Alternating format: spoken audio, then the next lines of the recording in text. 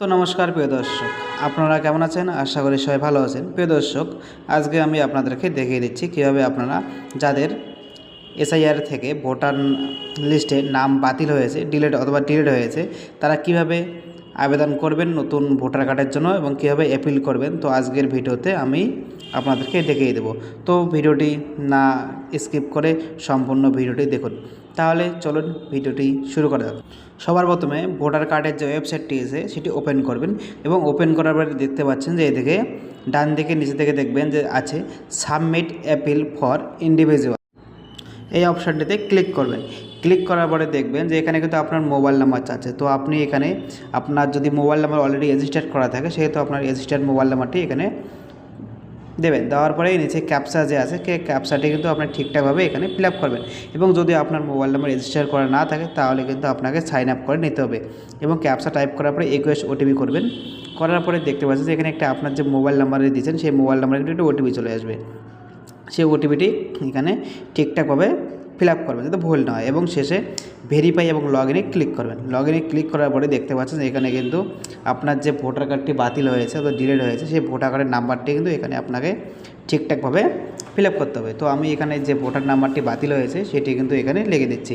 এখানে দেওয়ার পরে দেখতে পাচ্ছেন যে সার্চ অপশানটি আছে সেখানে ক্লিক করবেন। ক্লিক করার পরে কিন্তু এখানে ফুল আপনার নাম চলে আসবে। তো সেহেতু এখানে যে প্রোফাইল যে আইডি দিয়ে ক্রিয়েট করা আছে যে নামে সেই নাম চলে আসবে এবং এখানে আপনার যে মোবাইল নাম্বার আছে মোবাইল নাম্বারটা দেবেন। দেওয়ার পরে কিন্তু ভেরিফাই করে নেবেন এবং এদিকে ফুল নেম আছে তো আপনি এখানে ফুল নেমটি বসাবেন, মানে ভোটার কার্ডে যে ফুল নেমটা আছে সেটি কিন্তু এখানে ঠিকঠাকভাবে বসাবেন এবং আপনার আধার কার্ড এবং ভোটার কার্ডের নাম কিন্তু ঠিকঠাক থাকতে হবে, সেম থাকতে হবে, তাহলেই কিন্তু আপনি অ্যাপিল করতে পারবেন, তাছাড়া কিন্তু পাবেন না।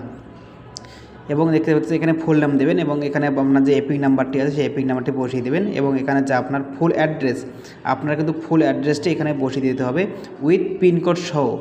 আপনার পিনকোড সহ কিন্তু অ্যাড্রেসটি ওখানে বসিয়ে দেবেন এবং তারপরে দেখতে পাচ্ছেন যে believe fact of the appeal, আপনি কিসের জন্য অ্যাপিল করতে চাইছেন, তো আপনার কি সমস্যা আছে সেই সমস্যাটি কিন্তু আপনি এখানে লিখে দেবেন। লিখে দিতে পারেন যে আপনার যদি ভোটার কার্ড বাতিল হয় তো সেক্ষেত্রে আমি একটি লেখা এখানে কপি করে পেস্ট করলাম, সেটা আপনি আমারটাও লিখে দিতে পারেন এবং আপনি নিজের মতো করে লিখে দিতে পারেন। তো এখানে নিজের মতো করে লিখবেন, লেখার পরে সম্পূর্ণ ঠিকঠাকভাবে করে নেবেন। করে নেওয়ার পর নিচে দেখবেন যে তারপরে শেষে দেখবেন পরের স্টেপে রিলিভ সাউথ। তো আপনি এখন কি চাচ্ছেন, আপনি যে অ্যাপিল করছেন অ্যাপিল করার পর আপনি কি চাচ্ছেন সেটি কিন্তু এখানে আপনার দিতে হবে। তো এখানে আমি একটা টাইপ করে দিচ্ছি, তো আপনারা কিন্তু আমারটাও কপি করে পেস্ট করে দিতে পারেন এবং আপনি নিজের মতো করে লিখে দিতে পারেন আপনি এখন কি চাচ্ছেন। তো আপনি এবং নিচে দেখতে পাচ্ছেন যে প্লেসে কিন্তু আপনার যে গ্রামের নাম আছে সেটি দেবেন।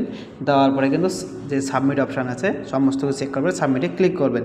ক্লিক করার পরে কিন্তু আপনার যে আধারের সাইটে নিয়ে যাবে সেখানে কিন্তু আপনাকে আধার নাম্বারটি দিতে হবে এবং আধার কার্ডের সাথে যে মোবাইল নাম্বার লিঙ্ক আছে সে মোবাইল নাম্বারে একটি ওটিপি যাবে। সেই ওটিপিটি যাওয়ার পরে কিন্তু সেইখান থেকে ভেরিফাই করতে হবে। ভেরিফাই করার পরেই কিন্তু আপনার অ্যাপিলটি সম্পূর্ণভাবে সাবমিট হবে। তারপর কিন্তু আপনাকে পুনরায় ভেরিফিকেশনের জন্য ডাকা হবে। ডাকার পরে তারপরে কিন্তু আপনার যে পুনরায় ভেরিফিকেশন করা হবে, তারপরে আপনার ভোটার কার্ডটি আবার পুনরায় চলে আসবে। তো আজকের মতো এখানেই।